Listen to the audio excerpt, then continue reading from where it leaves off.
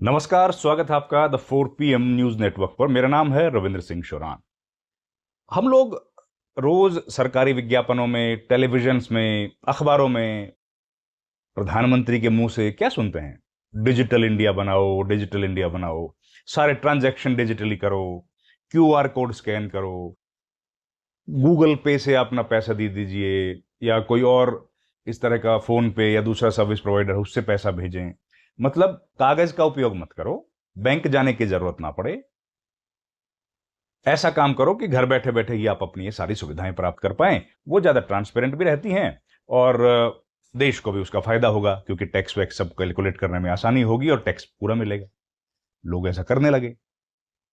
Bank ने भी अपनी तरफ से कोशिशें की कि भाई डिजिटल करोगे तो कुछ बेनिफिट्स होंगे आपको, ATM मशीन तक भी जाने की जरूरत ना पड़े, ये सिस्टम भी किया। आपने भी बड़ा हेल्प की। एक चाय 5-10 रुपए की चाय बेचने वाला भी डिजिटली एक्सेप्ट कर लेता है, सब हो जाता है। अब सवाल ये उठा, जब सरकार इतना पैसा खर्च कर रही है तो ये बैंक वाले क्या कर रहे हैं? ग्रो, GROW करके एक फाइनेंशियल एक इंस्टीट्यूशन है, वो इस पर रिसर्च करता है, इन्वेस्टमेंट प्लेटफॉर्म है। अब उसने एक रिपोर्ट जारी की जो बड़ी खास रिपोर्ट है और बड़ा खुलासा करने वाली रिपोर्ट है। उसमें बताया कि देश का जो सबसे बड़ा बैंक कौन सा है? स्टेट बैंक ऑफ इंडिया, सरकारी। प्राइवेट कौन सा है? HDFC। इन दो की बात करेंगे और इसके अलावा भी बात करूंगे। स्टेट बैंक ऑफ इंडिया ने 2024-25 जो वित्तीय वर्ष, उसमें आप जानते हैं कितना पैसा खर्च किया है? किस पर?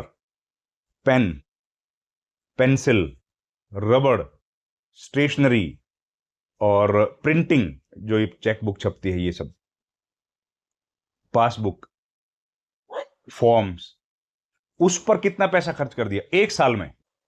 और जबकि सब डिजिटल हो रहा है, 946 करोड़। इतना भयंकर पैसा खर्च कर दिया, 900, 950 करोड़ रुपए। अब ये लगभग 1,000 ही हो गया, लगभग 1,000 करोड़ रुपए खर्च कर दिया। अब आप बताइए, 986 करोड़ रुपए केवल खर्च कर दिए हैं करंट, ये प्रिंटिंग करने में, स्टेशनरी लेने में, पेन में, पेंसिल में। 986, कितना भयंकर बड़ा अमाउंट, आप देखिए। और हमको क्या कहा जाता है कि भैया आप लोग तो ऐसा मत करो, आप लोग तो सब कुछ डिजिटल करो। चलिए, हम लोग तो मानते हैं सरकार की बातें, हम लोग तो डिजिटल करते भी हैं, लेकिन ये मानने को तैयार नहीं। इनका जो कुल मुनाफा है उसका 1.22% है। 1 अगर इसमें से कुछ पैसा कम किया जाता तो वो आम आदमी के जेब में जाता, जो इसके शेयर होल्डर हैं उनकी जेब में, मुनाफे के तौर पर।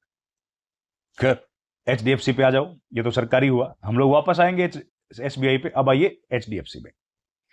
HDFC बैंक बड़ा बैंक है, प्राइवेट बैंक है। अब उसमें क्या हुआ, उसने कुल खर्च किए 922.5 करोड़। 986, 922, ये देखिए आप।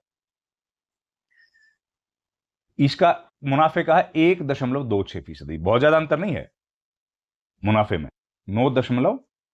1.26%। अब आ गया तीसरा बैंक। देखिए, तीसरा बैंक की बात करूंगा, ICICI बड़ा बैंक है। उसने खर्चा कम किया, उसने केवल किया 318 करोड़ रुपए, 318 करोड़। किस पर? प्रिंटिंग, छपाई, स्टेशनरी, इन सब पे। 986 करोड़, लगभग 1,000 करोड़ SBI ने किया है। अब ये इनके लेकिन कुल मुनाफे का 1% है। एक बैंक ऐसा भी है जिसने अपने मुनाफे का 8% इसी पे लगा दिया, 8%। 8, IDFC first bank. IDFC first bank ने तो गजब कर दिया है, उसने 8% मुनाफा इसी पे खर्च कर दिया। एक साल में स्टेशनरी पर 122 करोड़ रुपए खर्च कर दिए, जो कि शुद्ध मुनाफे का 8% है। ये हो रहा है इस देश में। अब ये ग्रो, मैंने बताया, ग्रो की जो रिपोर्ट है जो अखबारों में छपी है, उसके आधार पर कह रहा हूं। ग्रो ने एक ट्वीट करके जानकारी दी। अब SBI के लोग बहुत बताते हैं कि भाई हम लोग तो बड़े ऐतिहासिक बैंक हैं, बहुत पुराने बैंक हैं, और देश के पहले राष्ट्रपति, प्रधानमंत्री हमारे ग्राहक रहे हैं। आज देश में करीब 50 करोड़ ग्राहक हैं SBI के। पुराना बैंक है, ऐतिहासिक, एक लंबा चौड़ा इतिहास है इसका। तो वो बैंक भारत सरकार की जो नीतियां हैं उनको क्यों नहीं मान रहा है? वो इस पर इतना ज्यादा खर्च क्यों कर रहा है? क्या ये सामान्य खर्चा है या इसके पीछे कोई कहानी है? अब वो तो भाई जांच से ही पता लगे, हमको तो मालूम नहीं है।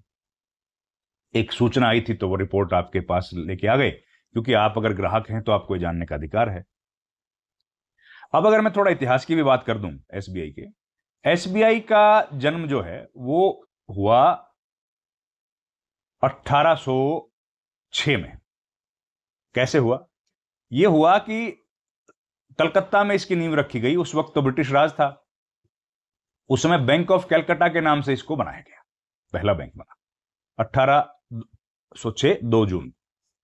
तो उसके बाद 3 साल बाद इसका अपना चार्टर प्राप्त हुआ और 2 जनवरी 1809 को इस बैंक ऑफ बंगाल के नाम से जाना जाने लगा। नाम बदल गया, बैंक ऑफ कलकत्ता बना था, बैंक ऑफ बंगाल बन गया।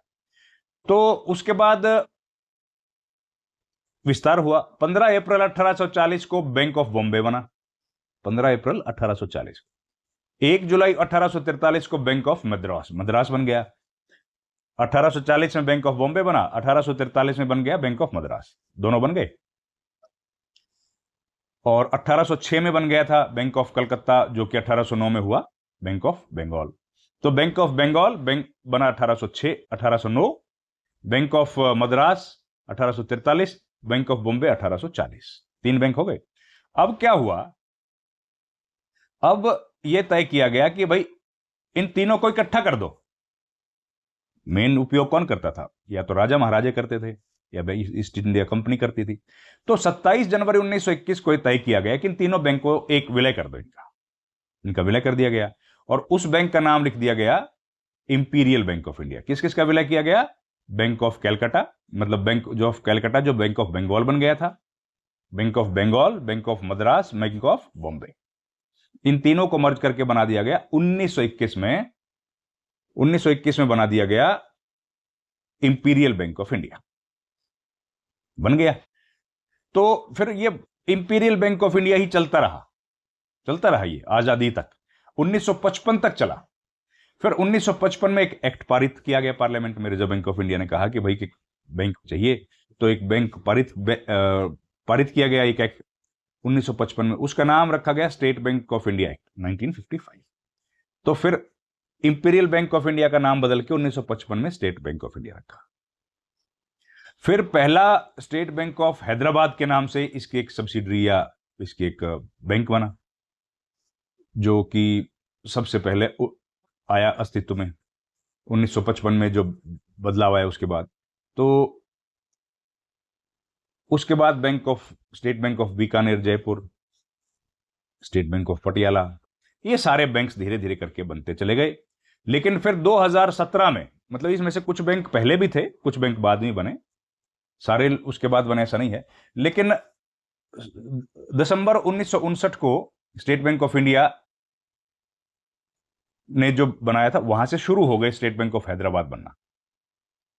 तो 2017 में सरकार ने सोचा कि कोई मतलब नहीं है, ये दायरा तो इनका बढ़ता ही जा रहा है, और इसलिए State Bank of Hyderabad, State Bank of Bikaner and Jaipur, State Bank of Patiala,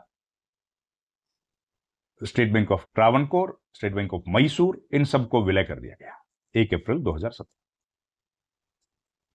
तो ये एसबीआई जो है वो फिर अब इस एसबीआई की 22,000 से ज्यादा शाखाएं हैं, 22,500 से ज्यादा है, और करीब 50,000 से ज्यादा एटीएम मशीन, 58,000 से ज्यादा एटीएम है अलग अलग जगह पर। नेटवर्क बहुत बड़ा हो गया, 50 करोड़ ग्राहक हैं, और फॉर्च्यून ग्लोबल 500 की लिस्ट में शामिल है। एकमात्र भारतीय बैंक है जिसकी कैपिटलाइजेशन बीते सप्ताह 5 लाख करोड़ रुपए से ज्यादा थी, मतलब बहुत बड़ा बैंक है। अब एचडीएफसी भी छोटा बैंक नहीं है, प्राइवेट सेक्टर का बहुत बड़ा बैंक है। लेकिन जो भी है, चलिए, ये खबर जो थी ये मूल रूप से इसी को लेकर के थी कि इतना पुराना बैंक है, भारत सरकार के एक्ट से बना है, तो पैसा खर्च कहां क्यों नहीं कर रहा है।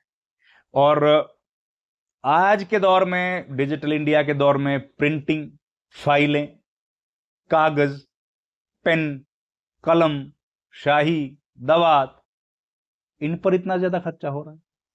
मुझे लगता है सरकार को इस पर सोचने की जरूरत है कि वो पैसा क्या सही खर्च हो रहा है, ये रिपोर्ट सही है ग्रो की या नहीं। इस वीडियो में इतना ही। आपका बहुत बहुत धन्यवाद। Thank you very much. नमस्कार।